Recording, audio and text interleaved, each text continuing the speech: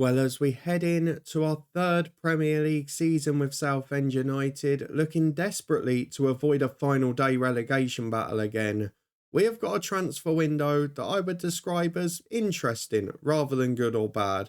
We've managed to find improvements to the team for the future.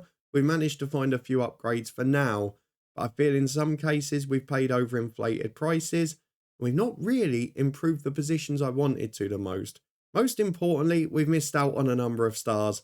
And of course, as well as meeting all the new boys, playing our first game of the season, I'll be showing you them in detail today too.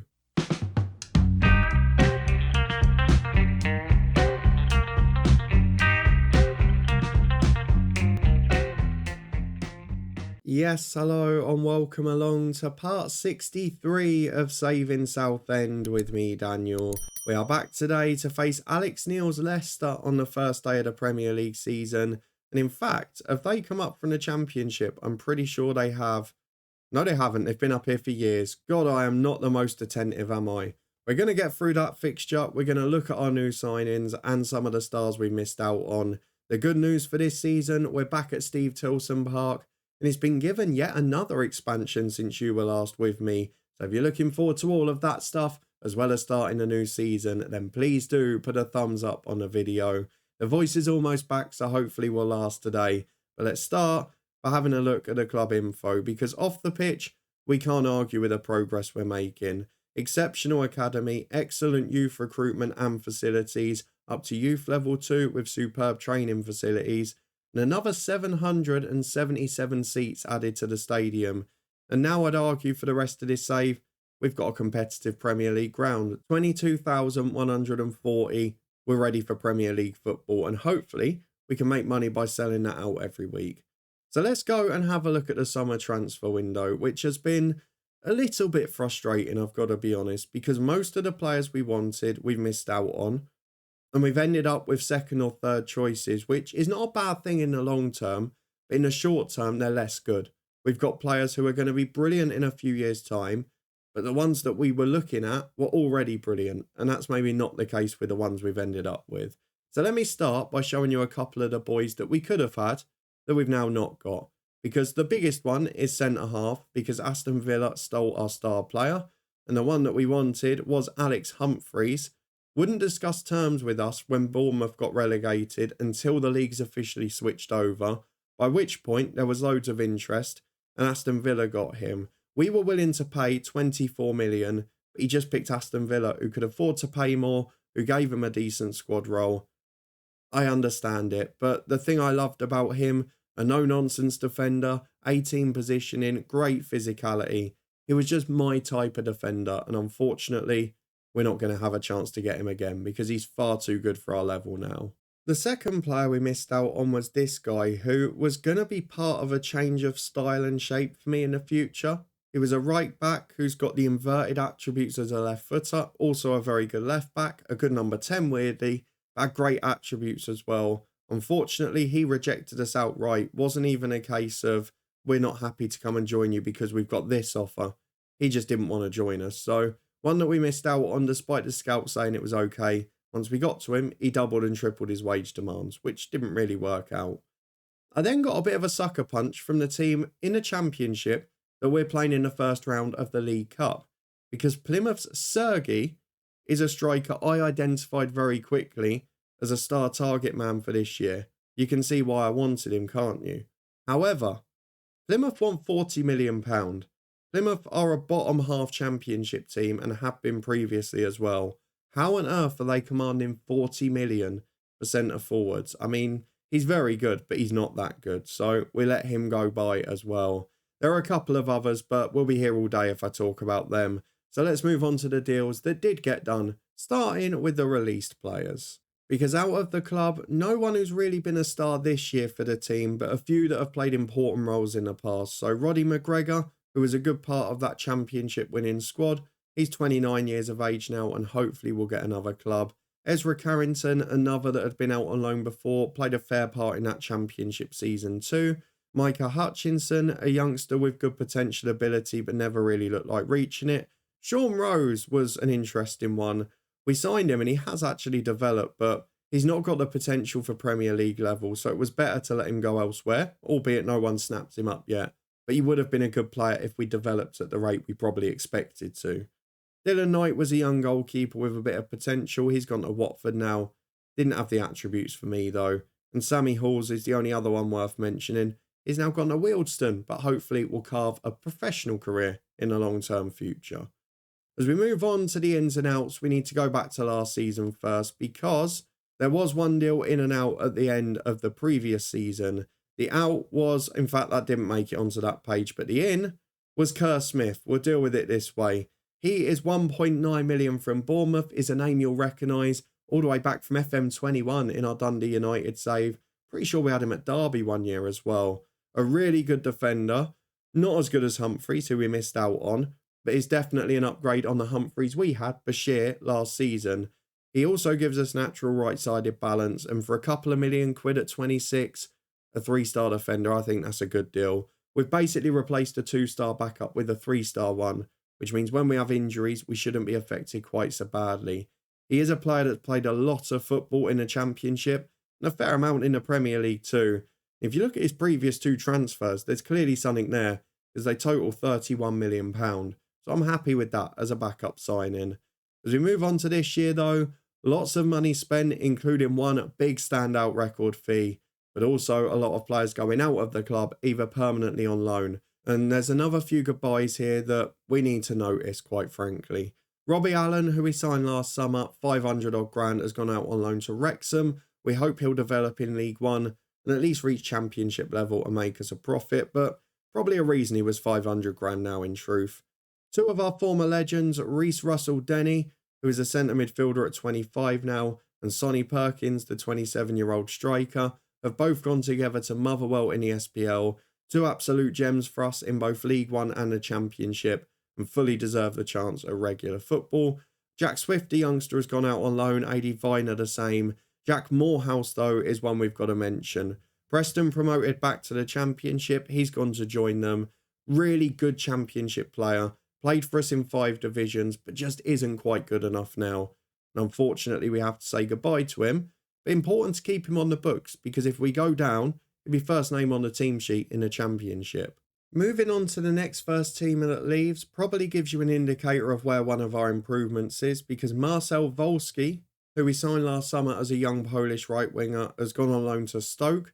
He's actually a very good player, but he's got huge potential. And I didn't want him to be a sort of second, third choice player. He needs to get football. He needs a full season. And hopefully at Stoke he's going to get that, because he's a very good young player. And I'm sure he's good enough to play in the Championship.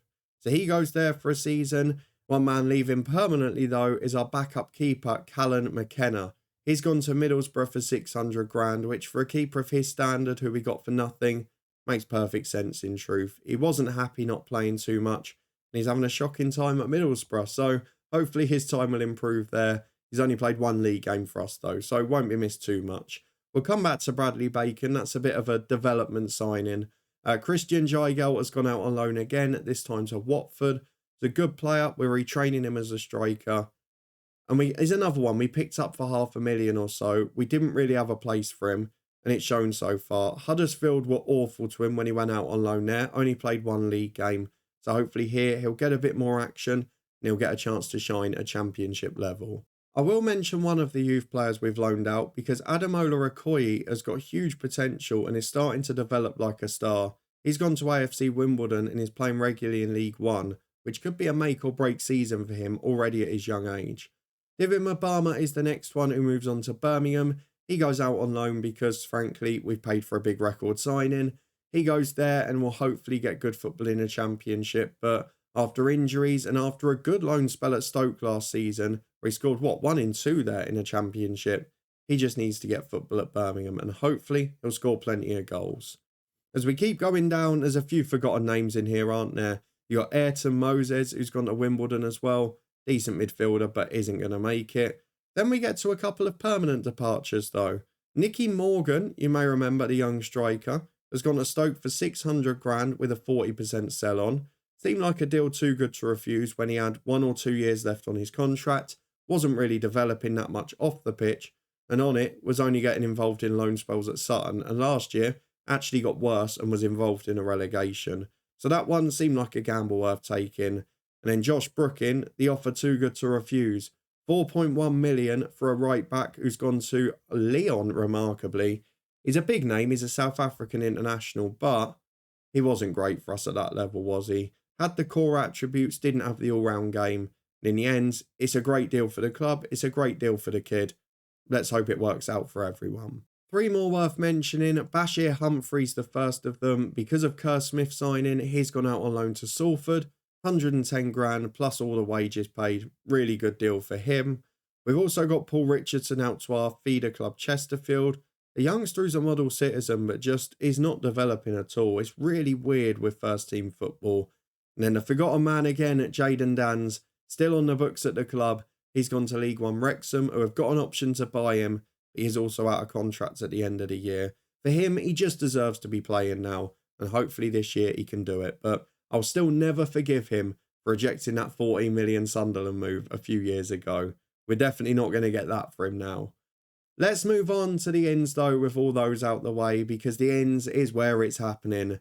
The first one is a player who, again, I didn't have room for, but we were in the territory with our team of, look, if we can find a good, affordable upgrade, we're going to take it. And probably 2 of the first 3 meet that bill. Lucas Daniel comes in from Mineiro in Brazil. He's a 3-star playmaker midfielder with magnificent mental attributes, very good technical ones in a key area. And he's not bad physically, to be fair, bar jumping reach. He's got 4-star potential, which is good Premier League level. I'm just hoping he can be my next Andre Santos. He's a star player. He's going to be a superstar for us. And he's training well at the moment already. Weirdly, he's only played 11 senior games and they were last season. Maybe he was a late bloomer, late developer, I don't know. But to me, he looks an absolute gem. And after a couple of weeks to settle in, we'll get him involved big time. The second one was a bit of a development gamble because Bradley Bacon popped up on a free transfer. 2-star ability striker with 3-star potential and good core attributes. And another one where I thought, right, go out on loan for a year. You'll either come back a good player, you'll either be championship ready if we go down, or potentially we'll get 3 or 4 million quid for you. So Bradley Bacon, a bit of a gamble on that front. But any striker who can finish and is brilliant physically has always got the opportunity to make it. The next senior signing, though, is one I've been targeting for a while, and it's another product of our South American scouting mission because Julian Ucolano comes in for 5 million from Vélez, and this is the reason that Volsky has gone out on loan. We've got the young Japanese star out there who's actually injured today, and now we've got a wonder kid from Argentina, 3.5-star ability, and perhaps more importantly, he's a natural on the right of a midfield 4, which is what we're playing. He's got 16 for crossing and dribbling, which I'm thinking with 2 strikers in the box, is the delivery good enough? He's quick, he's fit, he's got great stamina, he's good off the ball and he works his backside off. He's also determined and ambitious. I mean, this is my type of signing, and for 5 million with that release clause, he's going to be a gem. If he stays fit, I've no doubt he'll be a superstar. Then we've got to talk about the English tax, because when we couldn't get that centre forward from Plymouth, we couldn't get a Dowu back on loan. We missed out on a couple of others as well, it should be said. We went for Joe Wills, who is another person I've been tracking a while, but couldn't bring myself to pay the fee for. And he's going to look even weirder when you see his profile, because for 21 million from Bristol City, this guy does not look like an immediate superstar. And to be fair, if you look at the role I'm going to play him as a target forward, he's actually probably the worst of our strikers at the club. But I'm looking at the core attributes and he's got what we need. He's got the jumping reach, he's got the finishing, the height. He's also quick, which I loved having a target forward. And his movement off the ball, his composure is excellent too. So if Ivanov picks up injuries, he can play the other side with Hugo supporting. But if not, it's clear he's got massive potential. 5-star potential there. He scored bundles of goals for England's 21s and by the looks of it, just not been given enough chances elsewhere. I mean, Bristol City paid 14 million for him and then barely played him. They got relegated from the Premier League and didn't even really feature him in the Championship.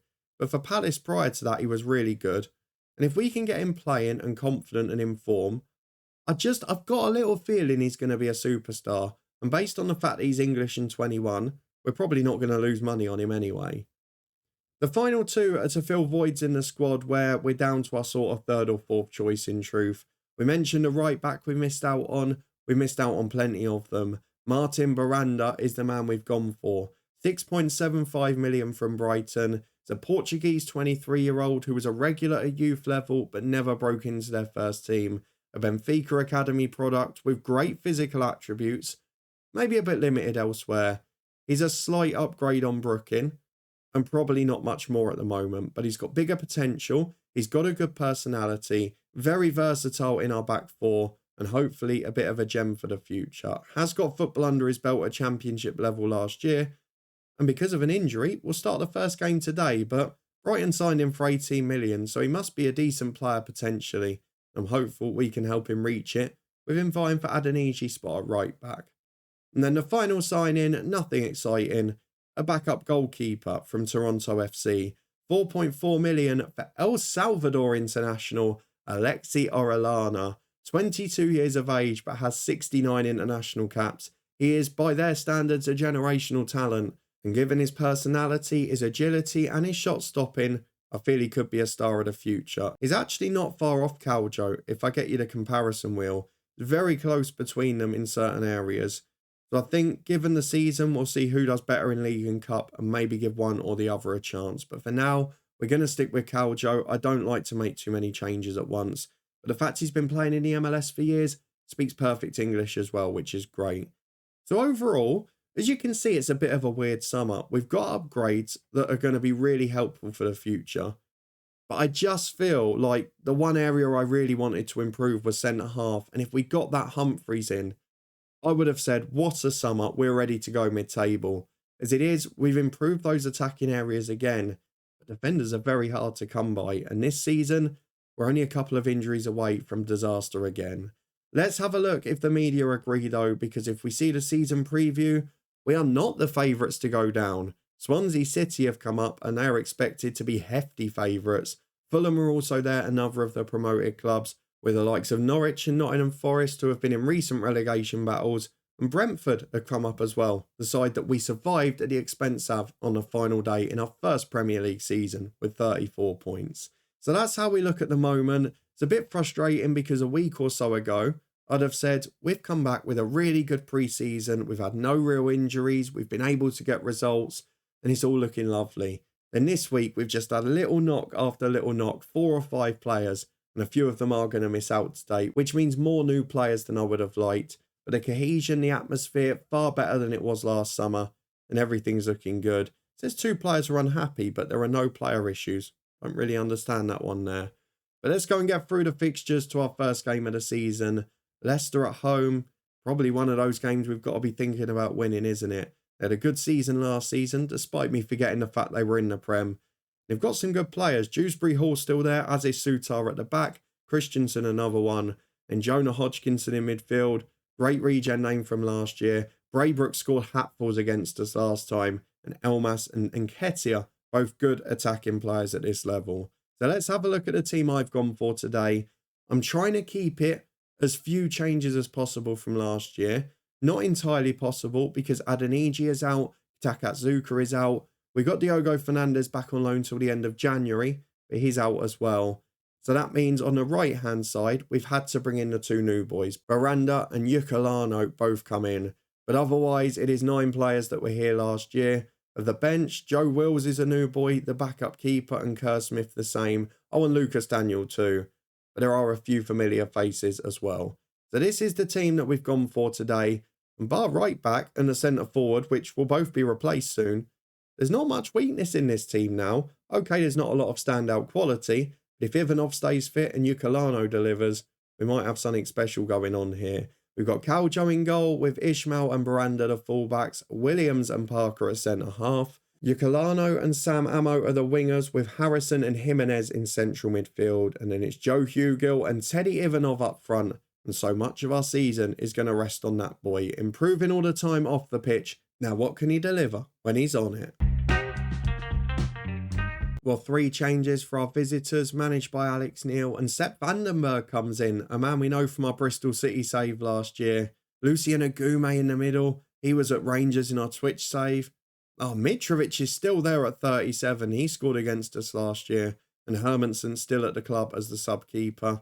That Goff on the bench is a young striker we looked at as well, but We just couldn't quite get a deal done.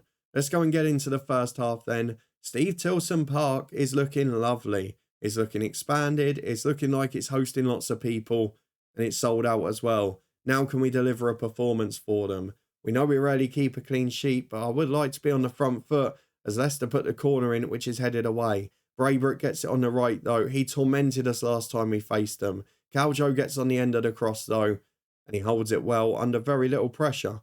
Both fullbacks showing for possession here, but will he go long? Caljo looks. He's got the target man up there. Hugill's the man he's going for. Ivanov is the one it hits though. Through ball is not intercepted, and Ketia beats Parker, and Ketia from distance over the bar. With 10 gone, Leicester have the first good chance. It stays 0-0 at Steve Tilson Park. Well, 25 gone. It's been a very quiet first half here, particularly for us going forward. Oh my God, I thought we were going to concede there. Parker gets it away. We might still. Christensen to the byline. Oh, it's an own goal. If anything could sum up that highlight, it's an own goal to finish it. And it's Baranda on his debut as well. Oh, that could be a very bad moment. He hadn't started that badly either, but it deflects off him. It goes in. And it's the injuries we're missing. And look, they're the worst two players on the pitch. This is why I hate making changes at the start of the season. I like to bed them in. As Sam Ammo gets in, Dewsbury Hall with a crucial tackle. Chance to cross again. An equaliser would definitely help. And Ishmael keeps the ball to keep the pressure on. Down to the byline. Crosses in. Ivanov's there. Just over the bar. It is the beauty we've got with our strikers now. With Ivanov, with Hugill, and with the new boy Wills. They're all over 6 foot. They're all big players. But at the moment, the two new boys are not settled. And that right wing is costing us the game. You can see the nerves there from Baranda. Let's talk to him and Emir Williams and say, I've got faith in you. We're also going to pump the fist for a furious Jimenez and a frustrated Ivanov and try and talk to them as well. Into the second half, it's only 1-0. We've still got a chance to nick something here. But we're approaching the hour mark and there's not an awful lot happening for now. We have got a throw on the right though with Baranda. The new boy looking to make amends. Plays a 1-2. Good ball in. Ivanov just beaten to it. Jimenez brings it down though. Parker into Harrison. Chance to break forward. Finds Baranda on the right. That ball's awful. Harrison misses it, but it's cleared away. That goal's really affected him, hasn't it? And it might be the match winner at the moment, sadly for us.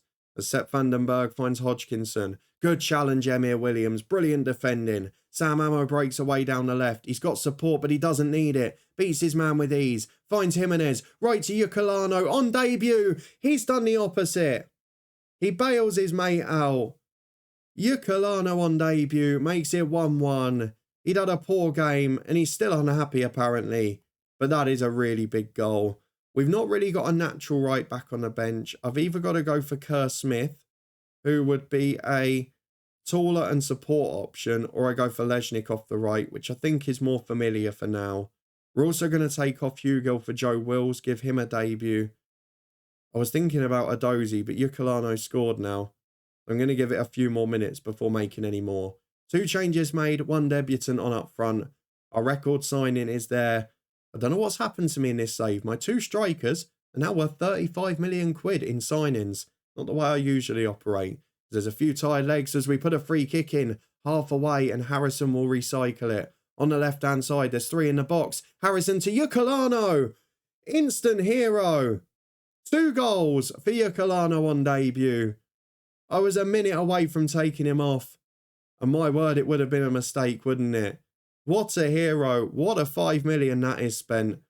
The Japanese, Takatsuka, scored the big goal last year. Might not even get back in the team now. As Christensen to Dewsbury Hall, it's not over yet. They break away Leicester, but that's brilliant from Harrison. The high pressure is working as Ukulano won a hat-trick. Will he turn provider? Cuts back for Leznik. Into Wills. He nearly scores on his debut. Great block as Ishmael gets there again. We're keeping the pressure on. We're playing oh so well. And with 15 to go, we're going to make a couple of changes. Might even only be 1. Sam Ammo is going to be replaced by a Dozy on the left-hand side. Then we'll make a couple of time-wasting ones later on. As Wills gets himself on free kick duty straight away. Record signing, almost the hero. Just over the bar. The legs are going in midfield. We've got quality on the bench, but it's a good job we didn't use it. The target man has got injured, and now I've got problems. Who the hell can I bring on? Because Fernandes is injured as well. We've got two midfielders who can play up front. Harrison is 6 foot and good in the air. Joaquin Jimenez is the opposite. So we're going to take Harrison up front. Wills will come off for Lucas Daniel on his debut. Oh, he looks nervous. No, I can't do it. It's going to be Martin Cox who comes on. I'm going to play safe. I'm going to bring PJ Smith on as well, the skipper. He'll go as a deep liner on support. And we're just going to leave it for 5 more. We've been dominant since going level. But I'm worried about that striker injury now. We spend 20 million for the first time and he gets injured long term. That would be problematic. Big ball into the box. Harrison up. We missed having a target man there. I don't know what it is with FM24. Maybe it's a superstition. But I find new signings, just keep getting injured straight away early on. We had it with Ivanov last year. Couldn't get fit for 3 or 4 months. Now he's flying. Might be famous last words too. As Braybrook breaks away. Ishmael, good tackle. We're getting some really good challenges in. Adozie the same. Great pressure. Harrison holds up. Almost drops in as a midfielder there. Adozie gets it from Smith. Support in the box. He goes alone. Sam Adozie puts it wide. I was about to celebrate what I think would have been his first goal for the club. It would. It's a brilliant run, but he doesn't make it count. There's 6 minutes added on. Do I drop back? Because we played so much better on the front foot. Oh my God, this is ridiculous. It's another injury. We're down to 10 and we're running out of defenders. Oh, why do this to me today? We're going to go for Lejnik over to the left. PJ Smith can play right wing back, so today he's going to have to play right back. They'll both go on to defensive duties. Watch him give away a penalty. I'm telling you that now. Ukulano will have to give up the support duty. And we'll have to put Harrison back in midfield. Leave Ivanov up on his own. It's not ideal, is it? We're going to time waste all the time. I've got an excuse now at least that we're down to 10. We're going to be disciplined. We're not really... Yeah, we will run at the defence. We still need a threat. We're going to slow the pace down when we've got the ball. Out of possession, we're dropping off. I don't really know what more we can do. We've got 9 of our 10 behind the ball and 1 just running up front. Let's just see if we can hold on. The FM gods are conspiring against us. There's 3 added minutes to go. We've dropped to cautious. We've dropped to defensive. But we've gone and hold on. We're still playing with 8 minutes gone. But we've got the result. It's a 2-1 win. Really good performance. Ukulano an instant hero. But injuries to worry about, which might change what was going to be a quite quiet finish to the window. Miranda had a nightmare debut, but he's part of a win, which is all that matters. Now, what on earth has happened to those 2 injured players? Ishmael, we've got a replacement in Lejnik, but we really don't want to lose our record signing long term. What's it going to be? 6 to 8 weeks for Ishmael. In fact, 5 to 6. That's not too bad. What about Joe Wills? 3 to 4. I mean, it's the rest of the month, but it could have been worse. Oh, that pre-season, I said there were too few injuries. It's come back to bite us now. Dominant display, though. Really good result. And Ukulano, 5 million's going to be a bargain, boy. What an absolute legend. The only problem is he only signed a 2-year deal, so we're not going to be able to have him for that long. Might have to sell him again next summer. He is the wonder kid, though. He is the superstar today. He's going to want big wages if he keeps playing like that. Let's have a look at the schedule, though, of when we're going to return. And we're going to come back for transfer deadline day, of course. Might have to make more signings based on the injuries we're picking up. But what game do we go for? Brentford away is a relegation 6-pointer on paper because they came up last season. It should be noted as well, our Premier League fixtures, complete opposite to last year. Really friendly start on paper. Swansea at home next, a must win. Brighton at home, another important one. And then when we get to late September and October, City, Arsenal, Chelsea, Everton back-to-back. In December, United, Tottenham, Liverpool, Newcastle, 4 in 5. That's when we're going to start to see the struggle, which means we've got to get points on the board. If we play like that, we'll get a few of them, but we can't afford too many more injuries. If you enjoyed it, please do put a thumbs up on the video. Let me know what you think of the summer signings. He might have only been 5 million, but that boy's going to be the best of the lot, isn't he? I think we all know that for sure. If you want to stay up to date and see how the rest of the season goes, then subscribe and turn that notification bell on. You'll get alerts every time a new video is released, which is every day on this channel. And of course, if you've missed anything else, you can find the links up in the eye above. We're back with the head coach tomorrow before this one returns on Saturday. And then as always, we'll have something a bit different for our Sunday evening special. You can find a few of those playlists, including the guides and predictions, up in the eye above. There's also a link to the Twitch channel and the football podcast too. But thank you to you guys for watching for a new season. Thank you to HelloFresh UK for the support. You can get 60% off and free delivery on your first box by clicking the link in the description below. And I'll see you back here in a couple of days' time as we look to finish the transfer window in style.